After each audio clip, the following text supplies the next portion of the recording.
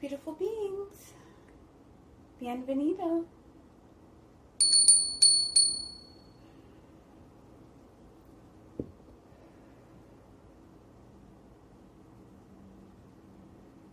Take your moment of pause, your inherent basic dignity. You deserve it. May you be bold and demanding.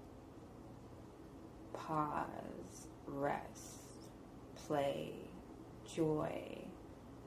As you go through this world, as you go through your life.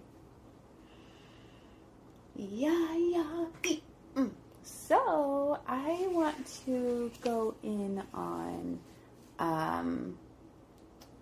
creating like a medical kit.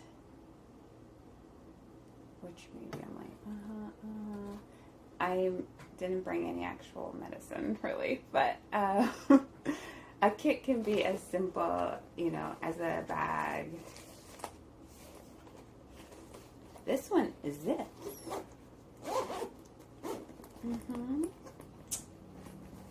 Handle. Okay. So that can be what we go in on, is how to make one of these, fill it with herbal medicine, and like what would you fill it with.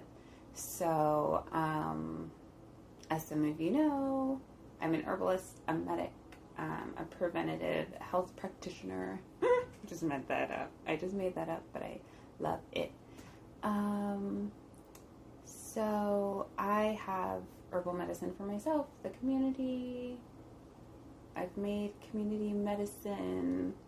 Now I mostly make my own medicine and teach the community how to do it themselves. Okay, so one thing I wanted to say, because some people are like, well, first there's contraindicators. So that's plants that cannot be used at the same time that you're using pharmaceuticals or allopathic medicine, or synthetic versions, which is usually like pharmaceutical, prescription-based, any of those things. So first, that is a form of medicine opposite of herbal medicine. And there's contraindicators, plants that cannot be used at the same time. So know those. Also know the community you're making medicine for. Know yourself. Make yourself medicine. My segues. So as some of you know, because you've been engaging in the videos, these are templates from 5 years ago that I wrote out. This one is a bit out of the Artistic Apothecary. That's not true. I guess when Artistic Apothecary partnered with a street medic and we made First Aid to Face Adversity, the zine. So that e-zine is free at artisticapothecary.org/zines, Z-I-N-E. And there is a piece on herbal medicine making kit on what to have, which I think is going to be a little bit different than what we're doing today. So it might be great to reference them both. And then there's a lot of other great information in the zine around street medicing with the lens of herbal medicine. And it was kind of like 50-50. And I love in there, the second half is like herbal medicine that you use and how it interacts with the body. So it's interactive. You can like white out, or it's so funny it's called white out, with like so much white mediocrity and white erasure of other cultures. Is just like white out is just so fitting. So that there's an interactive booklet there, template to interact with the plants, and that's what I use every time I make medicine. And when I'm researching medicine, I'll like put new information in there or take out information. Like I was saying in other videos, like, oh, is that a European descendant plant? I don't want to work with those anymore. but then also knowing about them, because sometimes people ask me for recommendations and I want to be culturally specific with my recommendations, and also allowing for just nuance in the conversation. So with pharmaceuticals and allopathic medicine, there's this term called side effects. And it's not necessarily a side effect. Rather, it's an actual effect that the medicine is prescribed to, or is also doing, right? And we know that in their research and their lab testings and their trials, they know like, oh, this heart medication also causes blood clot, but it, 80% of the time does like what we want it to do with the heart, and 20% not. And they'll push it forward even though with kind of a caution side effects. And so some people coming to herbal medicine or in herbal medicine are like, oh, what are the side effects? And we don't just add in extra stuff that doesn't do what we want it to do. If you have a herbal practitioner who's doing that, I recommend drop them. Just let them go and find someone else who uses the medicine that will actually help your body. And with that, people do have allergies to herbal medicine, and different things like that come up. I have allergies to medicine. So test it or be aware. Like if you're having an experience, tell your practitioner. But also if you're having an experience, know that it is true. If your body is telling you it's not going well. I've done a few things. Oh, that's how I found out I was allergic to things.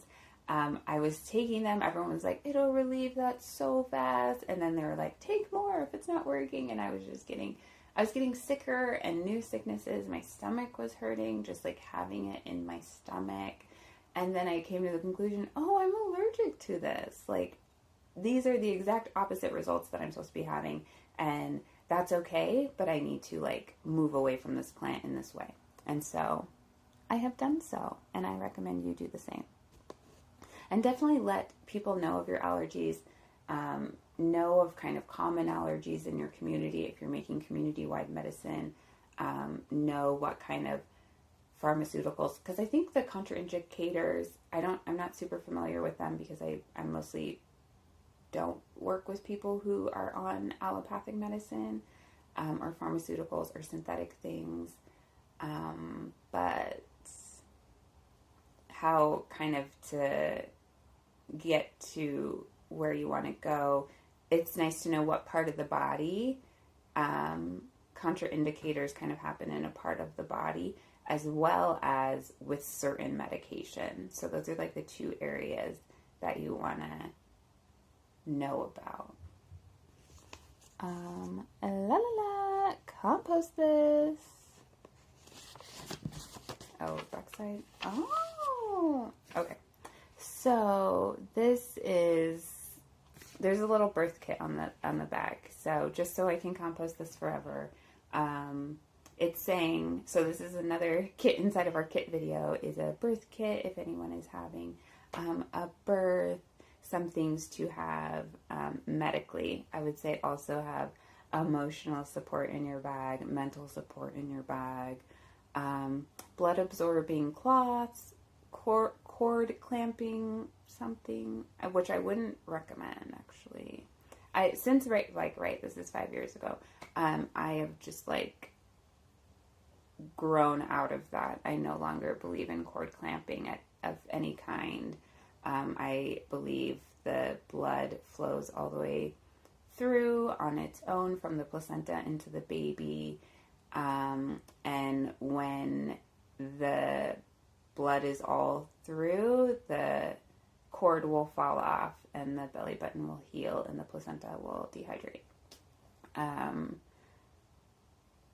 That's just me. So, you might want cord clamper surgical tool for the cutting if you're going to cut it. So usually they clamp it and then clamp it in between. Yeah, you clamp it and then you cut between the baby and the clamp. all practices I do not participate in. Some disinfectant, maybe you want gloves, protective gear, mask, and then some other kind of cloth where you're wiping down the baby and then swaddling the baby. I'm not sure. This came out of something that I was doing, and of course 5 years ago I was a lot more aspirational, and right now I'm more living into my spiritual birth work life. Practice, still not quite got the lingo for it. But we're back to the medical kit for non-birthing situations. So definitely I have a few things as far as like tinctures, topicals. I've got some pills, some lozenges, some tapes and bandages. So kind of like a wide variety, and then within the varieties, different things for different things. I think right now, a heart attack one, which is a heart attack tincture. And I guess like someone in my family recently had a heart attack, or not recently, at some point had a heart attack, and I was like, if I just had this in my bag. And so maybe that's a trauma response, I just realized, but that's what I have in there. Ricola, I love lozenges so much. But I have got tea, also a modality. And then I have just like herbs, like a small quantity of like 20 kinds of herbs, so that I can make a poultice or an infusion on the spot for the person if I don't have it in my bag. And I'm really loving that, because if you've been following my journey, I don't like making community medicine anymore. So I can just give someone herbs and send them on the way with some instructions. And you can have like more modern things, you know. I do have tape. I have candles, probably a lighter, as well as like more ancient things and more alive things.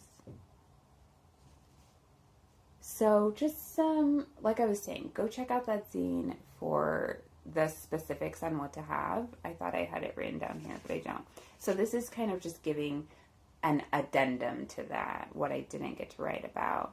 So this kind of constitutes, mine is like way more neon colored than this, but have a bright colored bag that is holding your medicine. Because if you think about it, you might not always be with your bag, and you send for someone to get it, because if you are the medic, you're dealing with the person in need, and you usually send an assistant, anyone around that wants to help and support the situation, off to go get your supplies. And so if you have a bright colored bag, that's a great way for them to find it and deliver it back to you.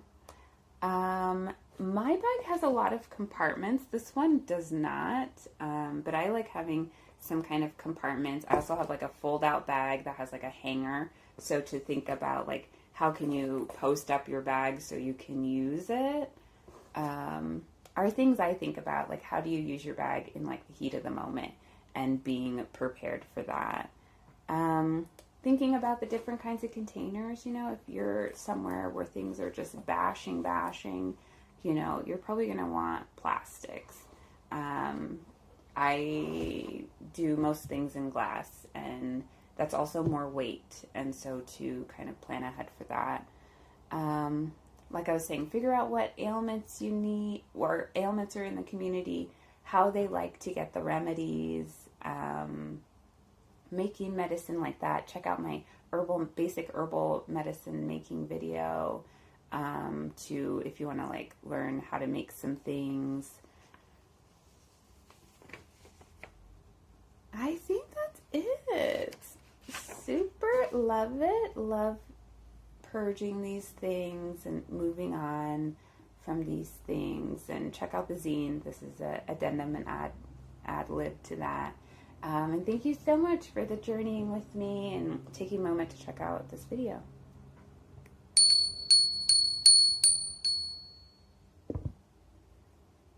Junto, siempre.